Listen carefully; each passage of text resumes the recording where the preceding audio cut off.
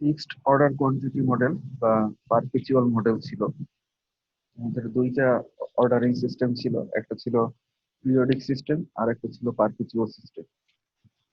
তো perpetual system বা continuous review system, যেটাকে আমরা ফিক্সড অর্ডার কোয়ান্টিটি মডেল বলি, তার ভিতর থেকে আমরা তিনটা মডেল দেখব। তার ভিতরে প্রথম মডেলটা দেখছিলাম, সেটাকে আমরা বলতেছিলাম economic order quantity model.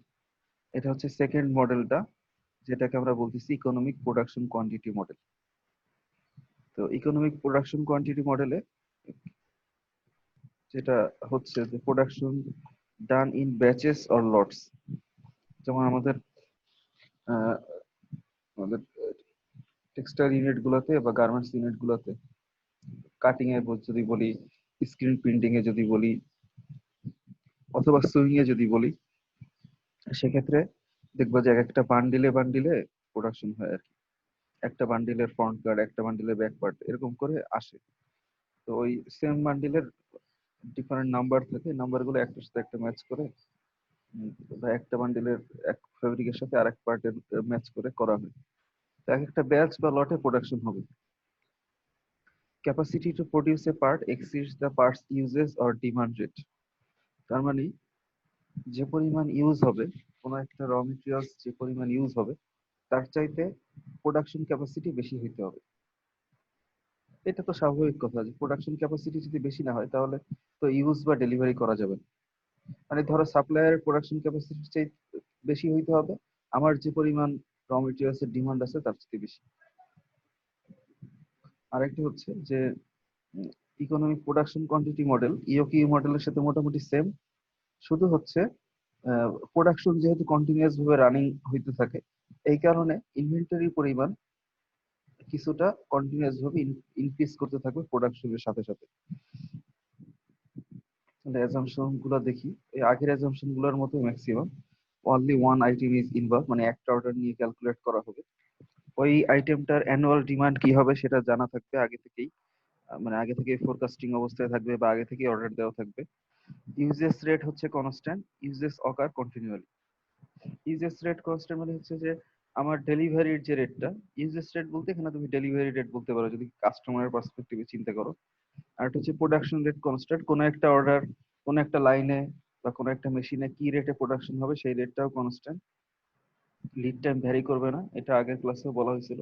Quantity discount থাকবে না। তো দেখো আগের যে টোটাল কস্টের ফর্মুলা ছিল, আগেরটা ছিল হচ্ছে Q/2H ইকোনমিক অর্ডার কোয়ান্টিটি মডেলে, প্লাস ছিল হচ্ছে D/Q × S। টোটাল কস্টের ফর্মুলা এরকম ছিল।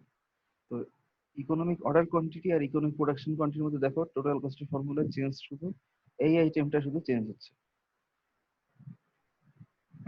তাহলে কিউ এর পরিবর্তে হোল্ডিং কস্টে, এই অংশটা তো হোল্ডিং কস্ট, Q/2H ছিল হোল্ডিং কস্ট।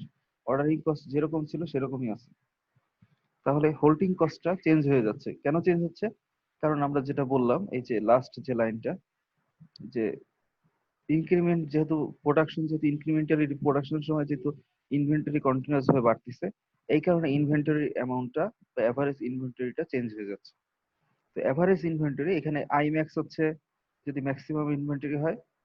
আগের আগে এখানে Q/2 টা এরকম বলছিলাম, ম্যাক্সিমাম ইনভেন্টরি থাকে কিউ, মিনিমাম থাকে 0, তাহলে এভারেজ হচ্ছে Q+0/2, তাহলে average inventory Q/2।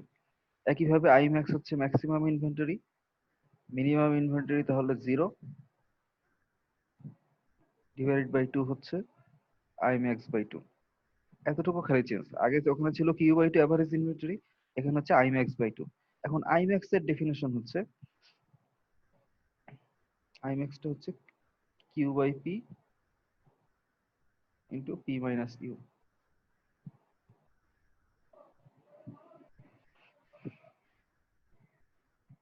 I max এর ফর্মুলা হচ্ছে Q/P × P - U।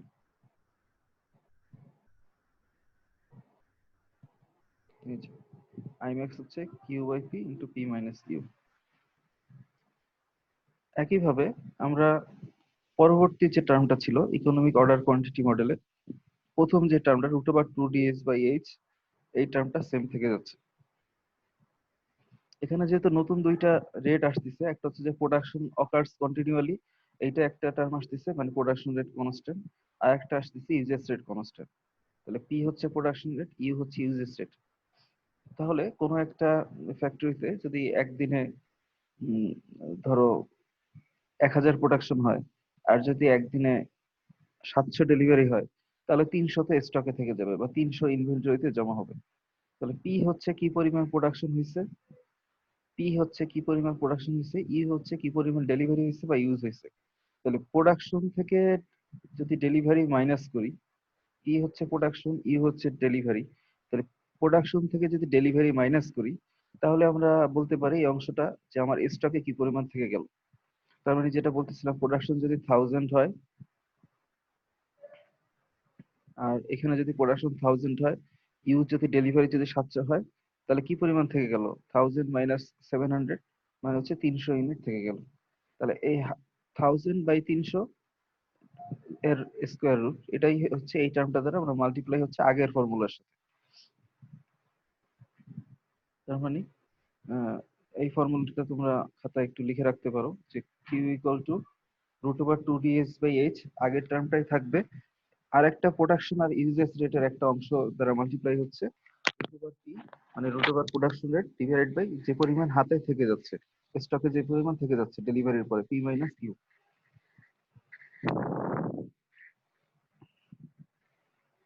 Cycle time, cycle টাইমের এখানে ডেফিনেশন হচ্ছে যে কোনো একটা অর্ডার টোটাল ডেলিভারি হইতে যে কয়দিন লাগে। ধরো কোনো একটা অর্ডারে যদি 10,000 পিস যদি কোয়ান্টিটি থাকে, 10,000 পিস যদি কোনো একটা অর্ডার কোয়ান্টিটি থাকে, প্রতিদিন যদি 500 করে ডেলিভারি হয়, তাহলে টোটাল ডেলিভারি হবে 20 দিন। তার মানে কিউ নট হচ্ছে অর্ডার কোয়ান্টিটি, ইউ হচ্ছে ডেলিভারি রেট বা ইউজেস রেট। তাহলে সাইকেল টাইম আমরা বলতেছি যে এই অর্ডারটা কত দিনে টোটাল ডেলিভারি কমপ্লিট হবে। একদিনে 500 করে ডেলিভারি করলে টোটাল ডেলিভারি কমপ্লিট হইতে 20 দিন লাগবে, এটাকে আমরা বলতেছি সাইকেল টাইম। আর এটা হচ্ছে রান টাইম, কোনো ওই অর্ডারটা পুরো একটা লাইনে কতদিন চালাইতে হয়, বা কোনো একটা ডাইং মেশিনে কতদিন ডাইং চলবে একটা অর্ডার, তাহলে এইটাকে আমরা বলতেছি রান টাইম। তাহলে আমরা বলতেছিলাম যে অ্যাজাম্পশনের মধ্যে ছিল যে প্রোডাকশন রেট অবশ্যই ইউজার্স রেটের চেয়ে বেশি হবে। সাপোজ অর্ডার কোয়ান্টিটি তো 10,000 আছে, সাপোজ এটার প্রোডাকশন ক্যাপাসিটি বা প্রোডাকশন রেট হচ্ছে 1000, তার মানে 10 দিনে এটার প্রোডাকশন শেষ হবে। তো প্রোডাকশন শেষ হওয়ার পরে আরো দেখা যায় যে ফিনিশিং থাকে, বা আরো অন্যান্য স্টেপ থাকে, বা রেকটিফিকেশন থাকে, বা রিওয়ার্ক থাকে। এই কাজগুলোর জন্য প্রোডাকশন হওয়ার পর ডেলিভারি হইতে কিছু সময় লাগে। তাহলে প্রোডাকশন শেষ হবে, একটা লাইন চলবে 10 দিন, কিন্তু ডেলিভারি হচ্ছে 20 দিন ধরে। এটা হচ্ছে আমাদের যেরকম কেসগুলো হয়। তো এই গ্যাপটা 10 আর 20 না হয় 10 আর 12 হইতে পারে, 10 আর 13 হইতে পারে, হোয়াট এভার। বাকি রান টাইম তার মানে বোঝা যাচ্ছে যে একটা লাইন বা মেশিন কতদিন চলবে একটা অর্ডারকে কমপ্লিট করার জন্য, সেটাকে আমরা বলতেছি রান টাইম। আর সাইকেল টাইম বলতেছি ডেলিভারি স্টার্টেড আর ডেলিভারি এন্ডেড, এই মাঝখানের যে টাইমটা, এটাকে আমরা বলতেছি সাইকেল টাইম। মানে ফার্স্ট ডেলিভারি কবে স্টার্ট হয়েছে আর ডেলিভারি কবে শেষ হয়েছে, এই মাঝখানের টাইমটাকে বলতেছি সাইকেল টাইম।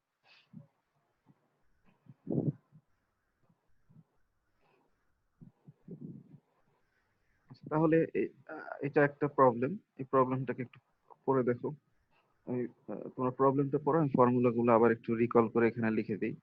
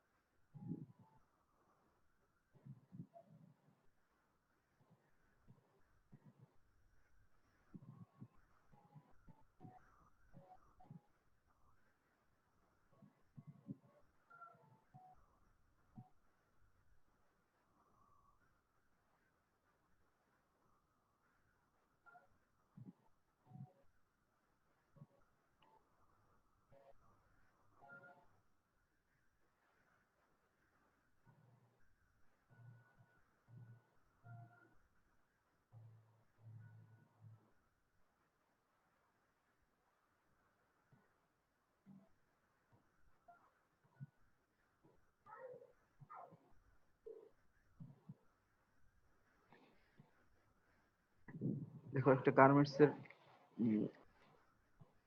এক্সেসরিজ সাপ্লাই দেয় আর কি, ধরো ট্যাগ পিন বা ট্যাগ পিনের কথা এখানে বলছে, বা কেয়ার লেভেল হইতে পারে, বা ডিফারেন্ট এক্সেসরিজ হইতে পারে। তো এক্সেসরিজ যারা সাপ্লাই দেয়, এরকম একটা এক্সেসরিজ ম্যানুফ্যাকচারার, যারা হচ্ছে কোন একটা গার্মেন্টস ম্যানুফ্যাকচারারকে ট্যাগ পিন সাপ্লাই দেয়, 48,000 বক্স সাপ্লাই দেয় প্রতি বছর। তো 48,000 পিস ট্যাগ পিন সাপ্লাই দেওয়া, তার মানে এক বছরে যেহেতু সাপ্লাই দেয়, তার মানে এটাকে আমরা ইয়ারলি ডিমান্ড বলতে পারি। যেহেতু এটাকে আমরা ইয়ারলি ডিমান্ড বলতেছি, তাহলে এটা হচ্ছে capital D. The accessory manufacturer makes its own tag pin, নিজের ট্যাগ পিন নিজেই তৈরি করে, which it can be produce at a rate 800 box per day. তাহলে যে পরিমাণ প্রোডাকশন করে প্রতিদিন প্রোডাকশন, তাহলে ডেইলি প্রোডাকশন, প্রোডাকশন রেট বলবো পি।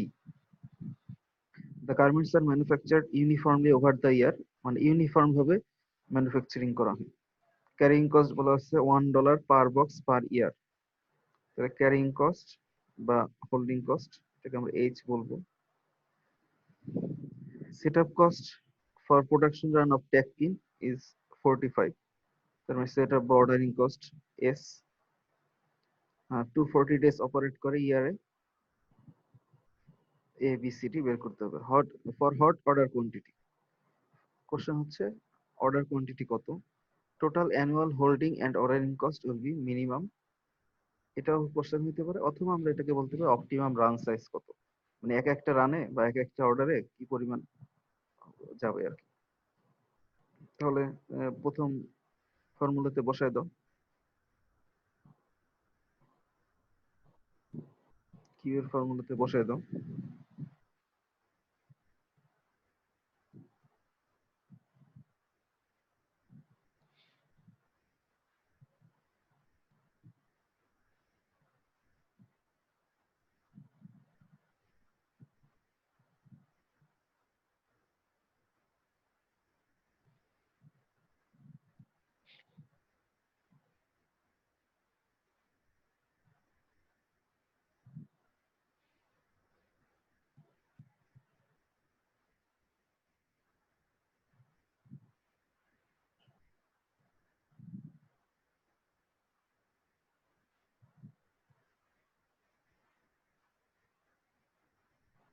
হয়েছে কারো? এই নাম্বার হয়েছে কারো?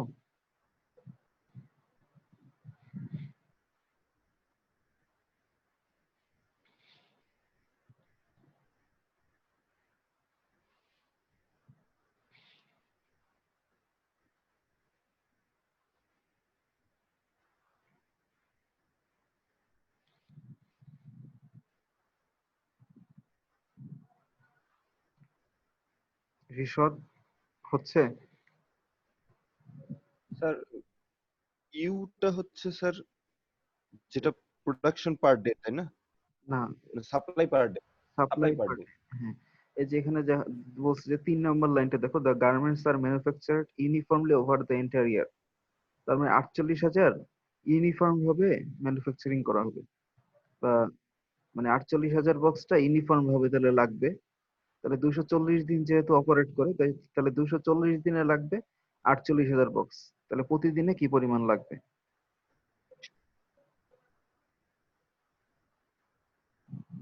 বোঝা যাচ্ছে ওটা?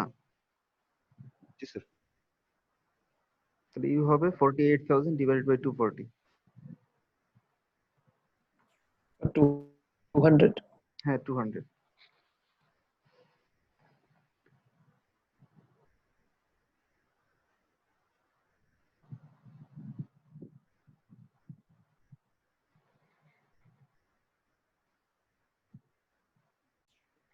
বিশ্ব। তাহলে কিউ এর ভ্যালু হচ্ছে 2400। হ্যাঁ, টোটাল কস্ট বের করো, দুইটাকে হোল্ডিং কস্ট আর অর্ডারিং কস্ট আলাদা আলাদা ভাবে বের করো।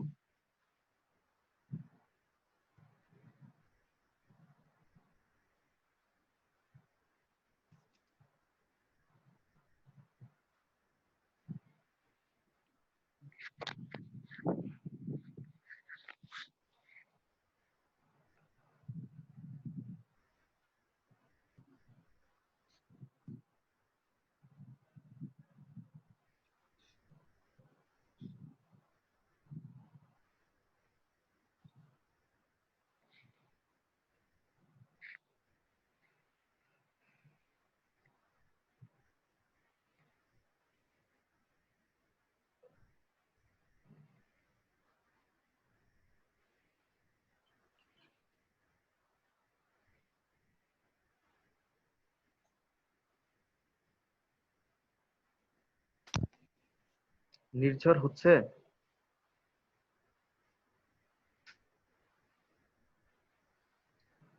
জি স্যার, ট্রাই করতেছি। বুঝতে সমস্যা হচ্ছে স্যার কিনা? না স্যার। সৌরভ, বুঝতে পারছো?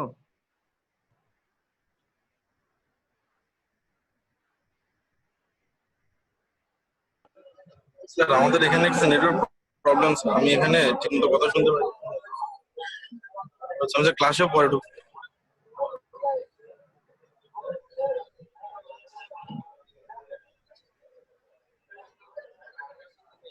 অনেক পারা যাচ্ছে?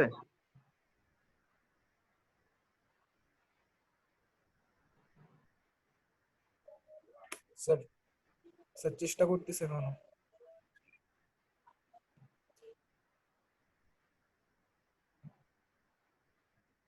স্যার এখানে তো আইম্যাক্সটা লাগবে স্যার। হ্যাঁ, ওই যে আইম্যাক্স এর ফর্মুলাটা বসাও।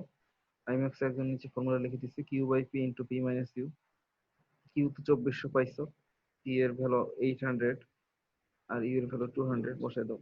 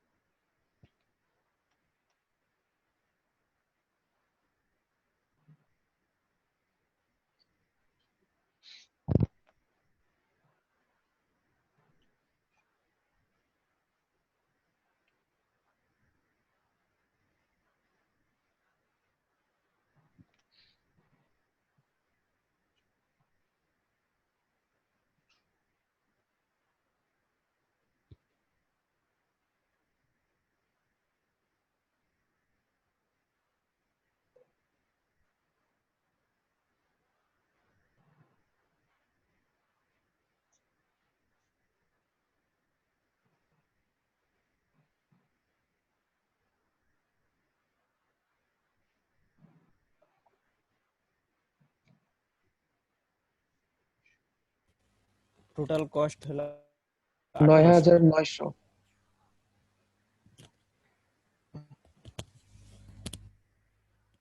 9900 কার আসছে? স্যার আমার আসছে। কে, রুহুল আমিন? না স্যার, আদনান। আদনান। আদনান সরকার, তুমি দুইটা আলাদা আলাদা কত আসছে বলো তো? Sir IMAX, sir holding cost যেটা সেটা আসছে হচ্ছে স্যার ৯০০। আর স্যার আমার যে আহ, বাকি যে পোর্শনটা আছে D by Q into S, এই পোর্শনটা আসছে হচ্ছে স্যার ৯,০০০। আবার দেখো তো। ঠিক স্যার আছে। 1800 আসে। ডিএস বাই কিউ এটা তো 22.5 আসছে মনে হয়। স্যার 1800 আসতেছে টোটাল কস্ট। স্যার আমারও 1800 আসতেছে। হ্যাঁ 1800 আসছে। 1800। হ্যাঁ আদনান, ভুল বুঝতে পারছো? এটা 900, এটা 900। আমাদের স্যার একটা হ্যাঁ, একটা শূন্য ক্যালকুলেশনে বেশি ধরছিল আর কি। তাহলে 900 900 হয়ে 1800 হচ্ছে। তার মানে দেখো এখানেও কিন্তু দুইটা কস্ট ইকুয়াল হচ্ছে। তার মানে দুইটা কস্ট ইকুয়াল হচ্ছে। এখানেও আমরা যে ওই যে ইউ শেপ যে গ্রাফটা ছিল, তার মানে একটা হোল্ডিং কস্টটা ছিল এরকম, অর্ডারিং কস্ট ছিল এরকম, এইখানে দুইটা ইন্টারসেক্ট করবে। যেহেতু দুইটা ইন্টারসেক্ট করবে, দুইটা কস্ট সমান হবে। আচ্ছা, এরপরে সাইকেল টাইম আর রান টাইম তো একদম ইজি। রান টাইম হচ্ছে কিউ বাই পি। তাহলে কিউ হচ্ছে 2400 আর পি হচ্ছে 800। তাহলে 24/800 মানে হবে তিন তিন দিন। আর সাইকেল টাইম হবে কিউ হচ্ছে 2400, ইউ হচ্ছে 200। 2400/200 মানে হবে 12 দিন। তার মানে 3 দিন ওই লাইনে চলবে আর কি প্রোডাকশন। 3 দিন চলার পরে এটা 12 দিন ধরে ডেলিভারি হবে।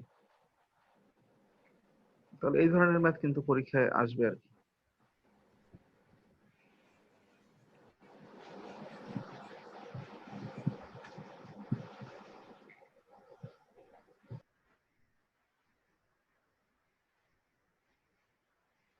আচ্ছা, আহ, তাহলে আমরা আগে যেটা দেখলাম ওইটাকে আমরা বলতেছিলাম যে কন্টিনিউয়াস রিভিউ সিস্টেম বা পারপিচুয়াল সিস্টেম। পিরিয়ডিক রিভিউ সিস্টেমের ব্যাপারগুলো কেমন হয়?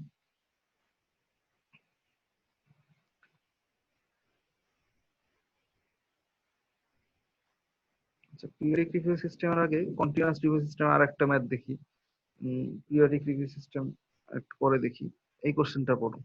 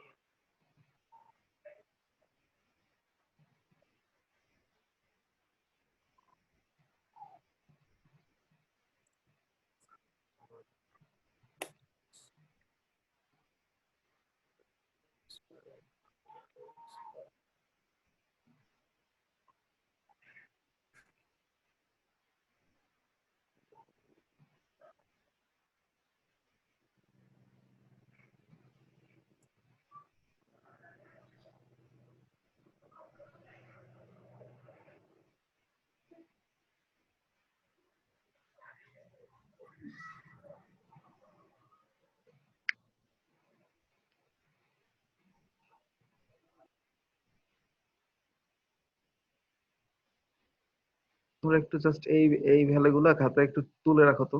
মানে এগুলো লিখতে হবে না, জাস্ট লেখো D bar equal to 100, sigma T equal to 30, এল হচ্ছে 3, এইচ হচ্ছে 9.40, এস হচ্ছে 35, সিএসএল সাইকেল সার্ভিসেস সিএসএল লেখো 92%।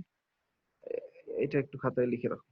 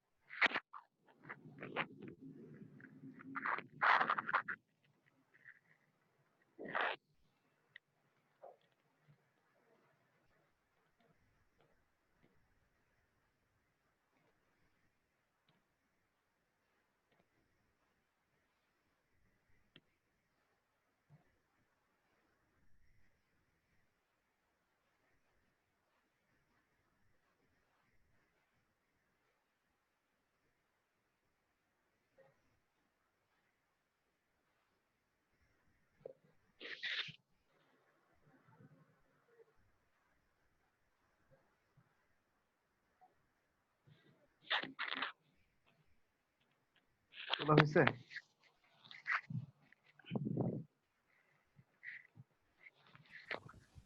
জি স্যার। জি স্যার। আচ্ছা, কোশ্চেন নাম্বার এ হচ্ছে hot order quantity Q and reorder point R should be used.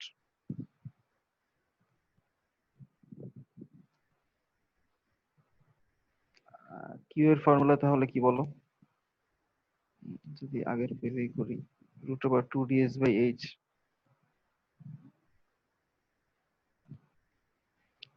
কেউ করতে পারবা? কিউ কিউ কেউ বের করতে পারবা? মানে ফর্মুলা তো এইটাই, ফর্মুলা তো চেঞ্জ নাই, root over 2ds by H. যে ডাটা দেওয়া আছে এই ডাটা দিয়ে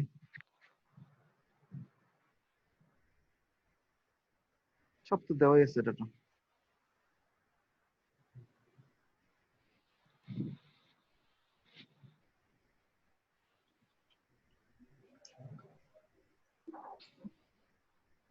তুবা পারা যাবে? স্যার করতেছি।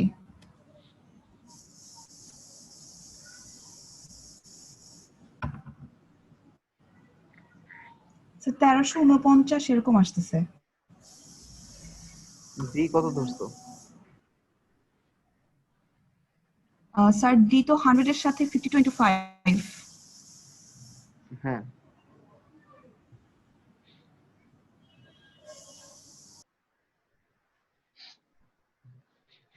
আর কারো আসছে?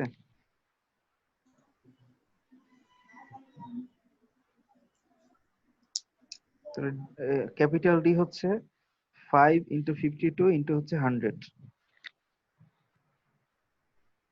এস হচ্ছে 35, এইচ হচ্ছে 9.4। ভ্যালুগুলো বসাই দিয়ে কিউ বের করো।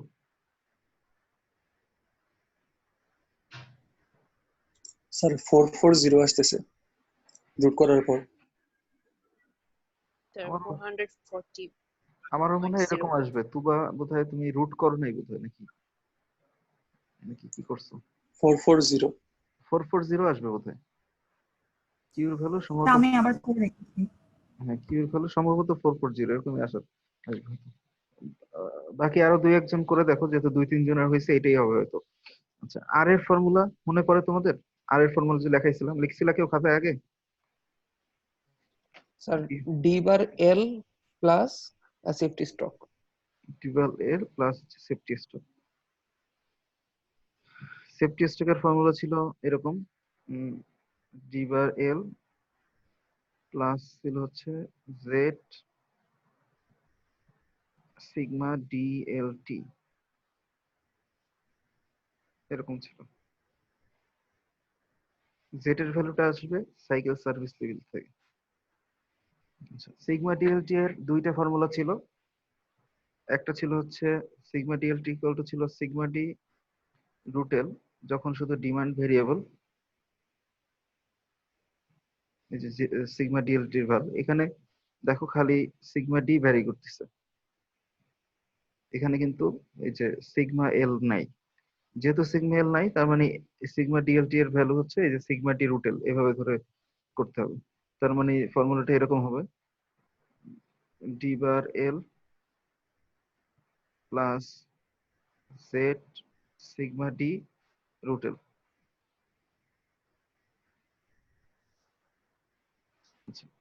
বুঝতে পারছো কিনা?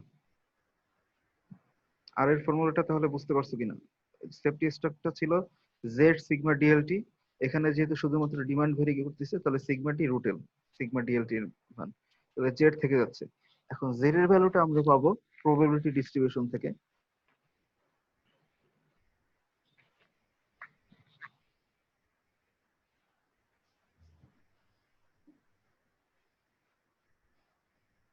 দেখো আমরা সাইকেল সার্ভিস লেভেল বলছি 92%,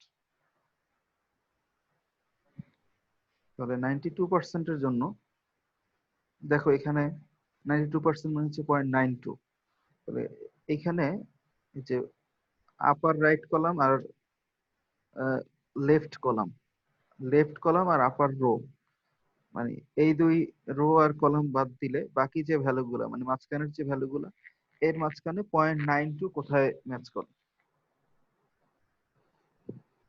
92%। So 0.8212. জি স্যার 0.8212 ওখানে। জি না,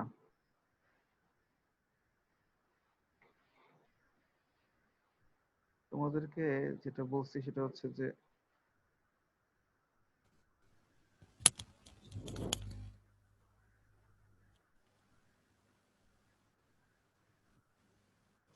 এই যে দেখো এই যে 9 তো 1.4 হলে সেক্ষেত্রে এই যে দেখো Z এর মান 0.9207, আর একটা হচ্ছে 0.9192, তার মানে কোনটা কাছে হয় দেখো, 90 একদম এক্সাক্ট 0.9200 তো নাই।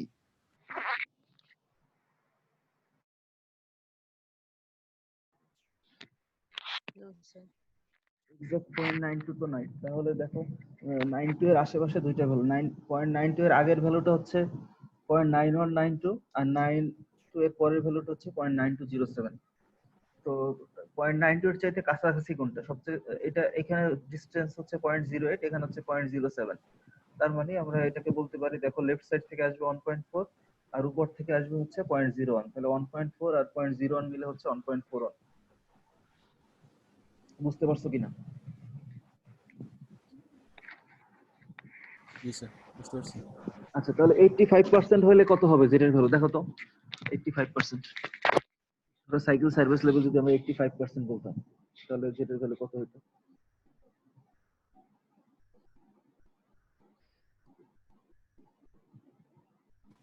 স্যার 1.04।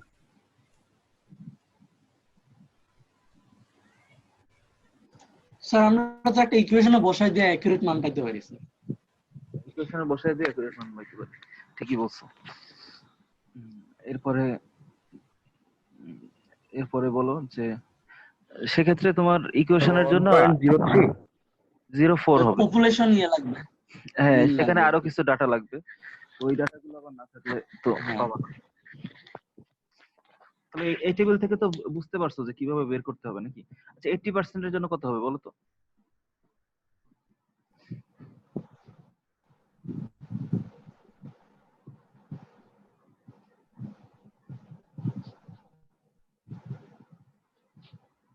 .85 প্রায়। ঠিক আছে, তাহলে পারা যাবে।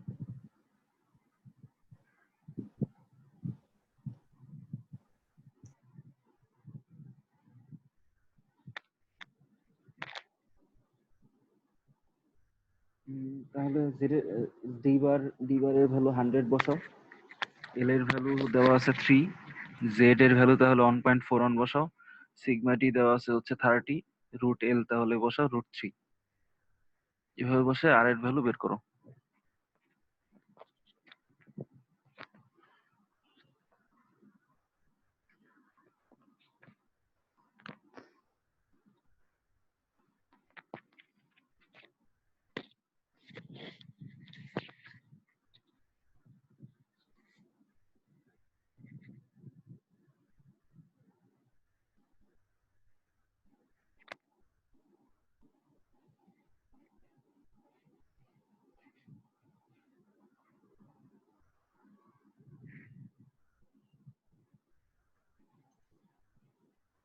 $373.26 তাহলে ধরো 373 ধরে নাও, তাহলে 373 ইউনিট হচ্ছে রিঅর্ডার পয়েন্ট। হয়েছে সবার?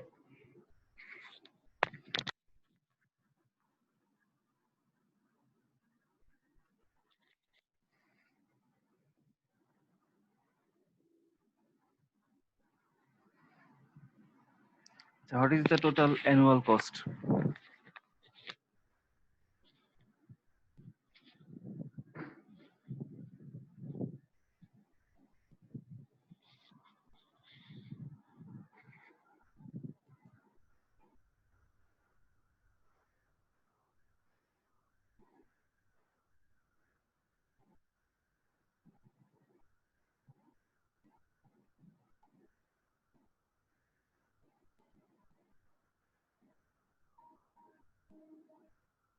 Annual cost এই ফর্মুলাটা ইউজ করতে পারো, Q/H plus D/Q into S plus H into safety stock।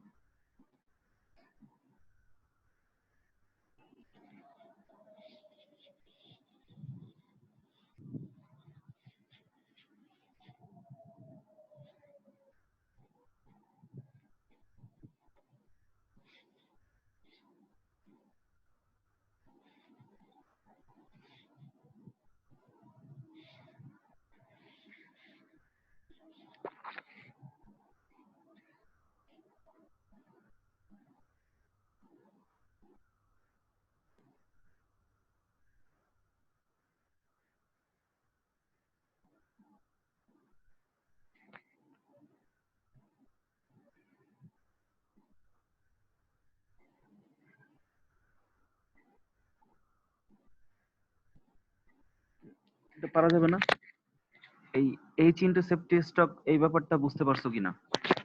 আমাদের এখানে যেহেতু সেফটি স্টকের ইনফরমেশন আছে, তো সেফটি স্টক তো একটা আলাদা একটা স্টক, আমরা যেটাকে কিন্তু ইওকিউ এর মধ্যে কিন্তু সেফটি স্টক নিয়ে আমরা ক্যালকুলেশন, আমরা সেফটি স্টকের ফর্মুলাই বলছিলাম।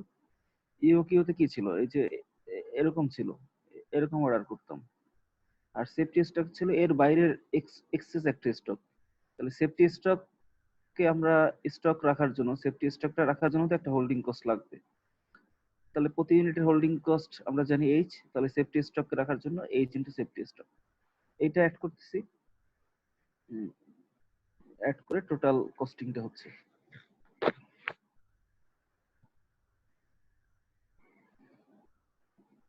তাহলে ফর্মুলায় বসাই দিলে বাকি সবগুলো তোমরা জানো আর কি। নাম্বার সি কোশ্চেনটা একটু দেখো।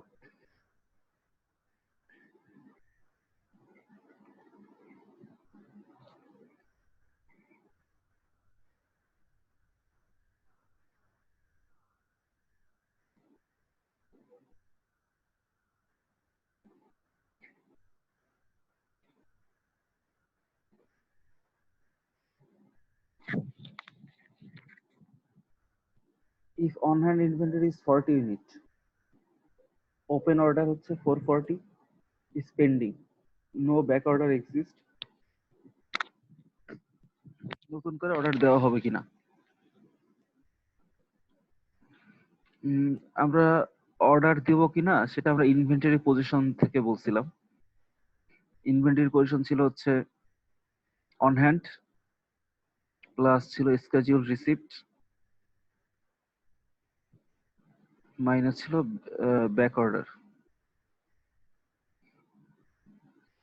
তাহলে অন হ্যান্ড বলা আছে 40, ওপেন অর্ডার ইজ পেন্ডিং, মানে একটা অর্ডার করছে, সেই অর্ডারটা আসবে, তাহলে স্কেজুল রিসিভ, তাহলে এটাকে আমরা বলতে পারি 440। নো ব্যাক অর্ডার, তাহলে এটা হচ্ছে 0, তাহলে 480 হচ্ছে ইনভেন্টরি পজিশন। স্টকে আছে 40 আর ইনভেন্টরি পজিশন হচ্ছে 480। তাহলে এখন এই কোশ্চেনটা হচ্ছে should a new order be placed, আমরা এখন অর্ডার করব কিনা বলো।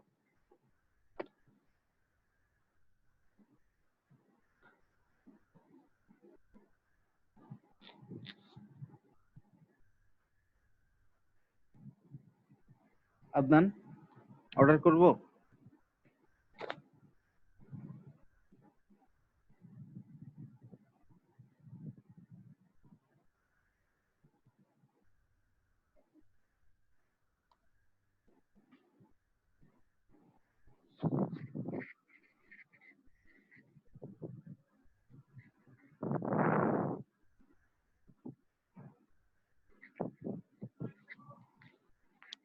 অর্ণব,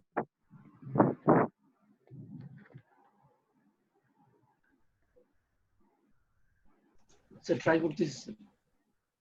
কি ট্রাই করতেছো? মানে চিন্তা করতেছো? এগুলো তার ক্যালকুলেশন তো যা করার আমি করে দিছি, নতুন তো করে ক্যালকুলেশন নাই। নতুন অর্ডার করব কিনা তোমার কি মনে হয়?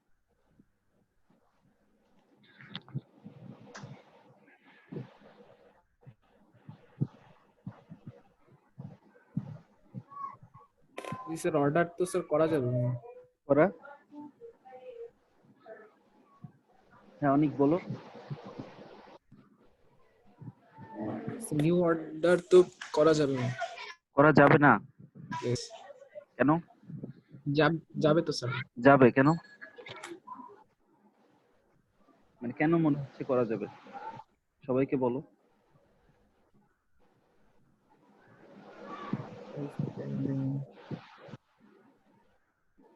আচ্ছা, রিঅর্ডার পয়েন্টের ডেফিনেশন মনে আছে কারো?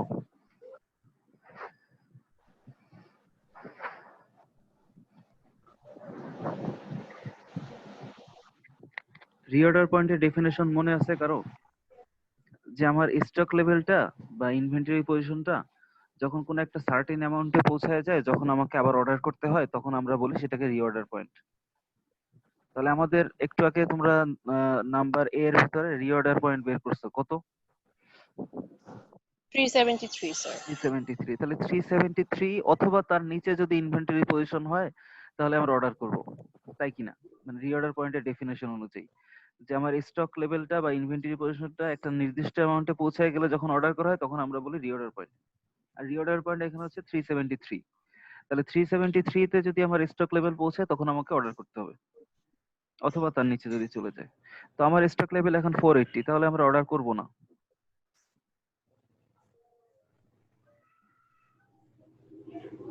কারণ দেখো আমার অন হ্যান্ড কমে যাওয়ার ফলেই তো আমরা এই যে স্কেজুল রিসিভ যেটা 440, এই যেখানে একটা লাইন ছিল যে 440 করে অর্ডার করা হয়।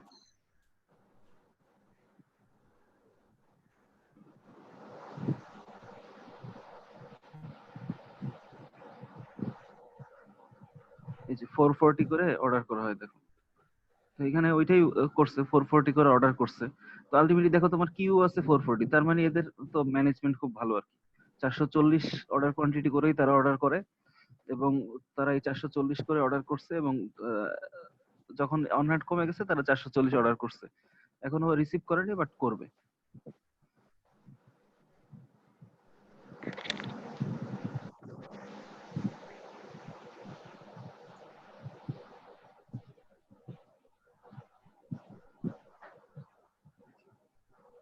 আমরা তাহলে পি সিস্টেম দেখি বা পিরিয়ডিক সিস্টেম দেখি, যেটা দেখি।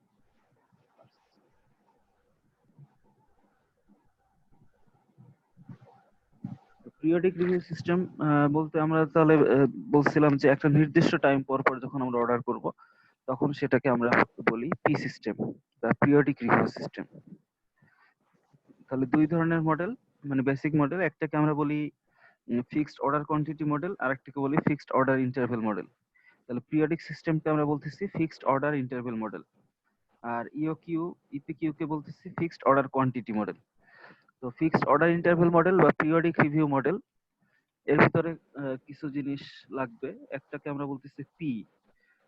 পি হচ্ছে period length of time between review, মানে কতদিন পর পর আমরা আমার ইনভেন্টরিটাকে রিভিউ করব। আর টিটা হচ্ছে টার্গেট ইনভেন্টরি লেভেল, কি পরিমাণ আমি স্টকে রাখবো।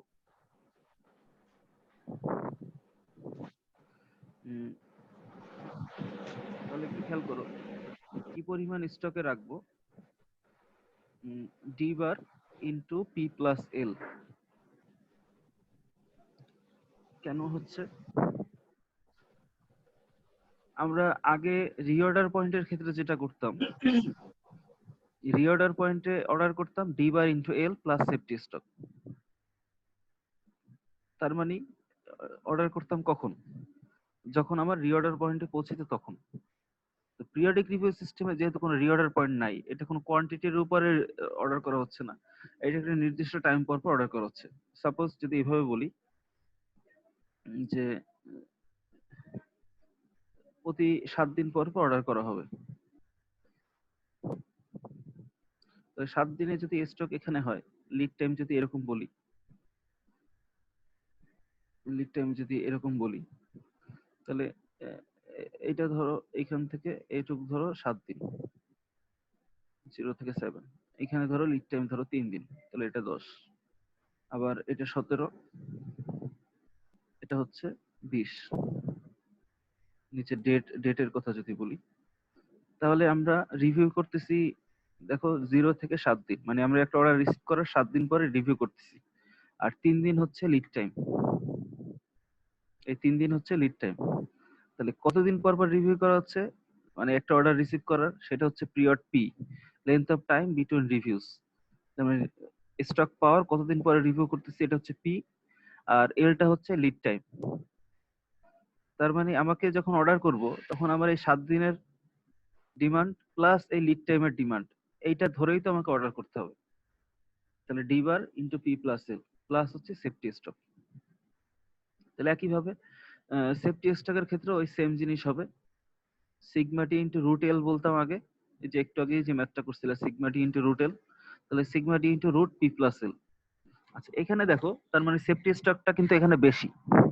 কেন? কারণ সিগমা ডি রুট এল এর চাইতে sigma D root P plus এলটা তো বেশি। এখানে এই পিরিয়ডিক সিস্টেমের সেফটি স্টক আসলেই বেশি রাখতে হয়। কেন বেশি রাখতে হয়? কারণ এই সিস্টেমে আমার সাপ্লায়ারের সাথে যেহেতু কন্ট্যাক্ট থাকে, একটা নির্দিষ্ট ডেটে আমি অর্ডার করতে পারবো সাপ্লায়ারকে। পিরিয়ডিক রিভিউ সিস্টেম সাধারণত সাপ্লায়াররা যখন স্ট্রং হয়, মানে আমার বিজনেস সাপ্লায়ারের উপরে ডিপেন্ডেন্ট, সাপ্লায়ারের বিজনেস আমার উপরে ডিপেন্ডেন্ট না। সাপ্লায়ার আমাকে সাপ্লাই না দিলেও তার বিজনেসের কোনো ক্ষতি হবে না, তার অনেক কাস্টমার আছে। বাট আমি যদি আমার সাপ্লায়ারের কাছ থেকে যদি না নেই, সেক্ষেত্রে দেখা যাবে যে আমার বিজনেস হ্যাম্পার হবে। তখন সাপ্লায়ার যেরকম বলে আমাকে ওইরকম চলতে হয়। তো সাপ্লায়াররা পছন্দ করে যে যখন তার মানে একটা নির্দিষ্ট টাইম পর অর্ডার দিলে তার জন্য সুবিধা, পিরিয়ড মেনে অর্ডার করলে। আর যখন কাস্টমার স্ট্রং হয় আর সাপ্লায়ার উইক হয়, তখন যেটা হয় যে কাস্টমার বলে আমার যখন লাগবে তখন দিতে হবে, মানে কন্টিনিউয়াস রিভিউ সিস্টেম, বা আমার যখনই শেষ হয়ে যাবে স্টক তখনই অর্ডার দিচ্ছি। কিন্তু সাপ্লায়ার স্ট্রং হলে আমাদেরকে পিরিয়ডিক রিভিউ সিস্টেম ফলো করতে হয়। তো পিরিয়ডিক রিভিউ সিস্টেমে আমাকে সেফটি স্টকটা বেশি রাখতে হয়। কেন? কারণ সাপ্লায়ার তো আমাকে নির্দিষ্ট ডেট ছাড়া আমার অর্ডার নিবে না। তাহলে নির্দিষ্ট ডেটে যেহেতু আমার লাগবে, তো আমি যদি সেফটি স্টক বেশি পরিমাণে না রাখি, তাহলে এই অর্ডার সাইকেল বা অর্ডার সাইকেলের মধ্যে যদি আমার কনজাম্পশন বেশি হয় বা কোনো কারণে ম্যাটেরিয়াল ওয়েস্টেজ হয়, সেক্ষেত্রে আমার প্রোডাকশন হ্যাম্পার হবে। এই কারণে বেশি করে সেফটি স্টক রাখতে হয়। তাহলে টোটাল ওই যে কস্টিং এর ফর্মুলাটা কি হবে দেখো, D bar into P divided by 2 into H. মানে এখানে ওই যে কিউ, যেটা কিউটাকে আমরা বলতেছি ডি বার ইন্টু পি, মানে পি মানে হচ্ছে কতদিন, ডি বার হচ্ছে, তাহলে এইটাই আলটিমেটলি দেখো ওই যে কিউর মতো একটা অ্যামাউন্ট হয়ে যাচ্ছে। একদিনে কতটুকু লাগে হচ্ছে ডি বার, আর কয়দিন, 7 দিন। তাহলে এই ধরো একদিনে যদি 100 করে লাগে, তাহলে 7 দিনে 700 লাগবে। তাহলে এইটাই তো কিউ হইতো আমাদের ক্ষেত্রে।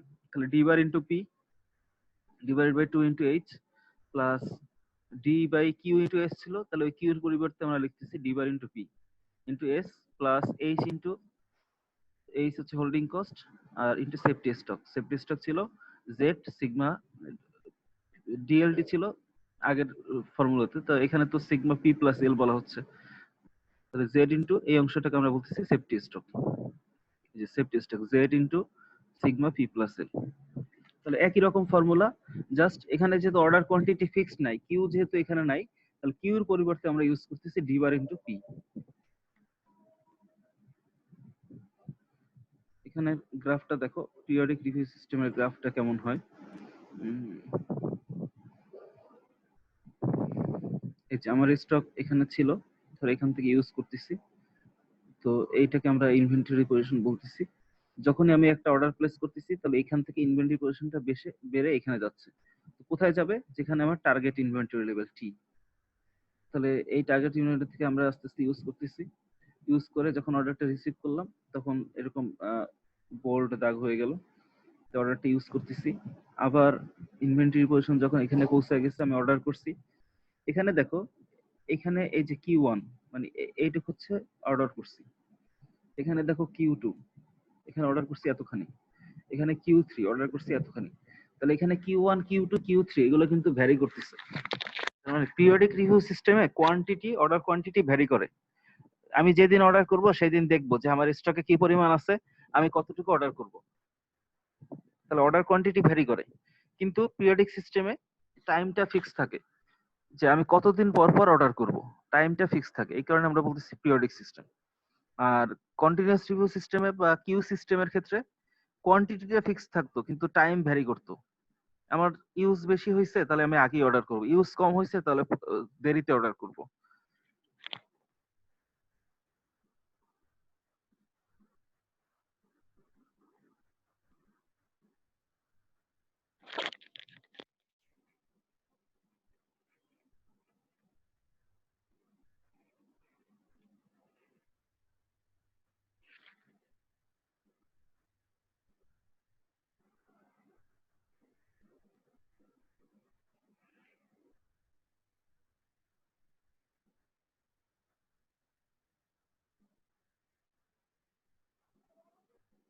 আচ্ছা, তোমরা যে ডাটাটা তুলে নিছিলা, ওই ডাটার জন্য এখানের পিরিয়ডিক রিভিউ সিস্টেমটা যদি অ্যাপ্লাই করো, তাহলে কি হবে, তোমরা এই পেজটা একটু ছবি তুলে নাও, তোমরা এটা একটু বাসায় চেষ্টা করবা, আমি কালকে দরকার হয় এটাকে আবার করাই দিব। তোমরা এই 4 নাম্বার পেজের এটা একটু ছবি তুলে নাও।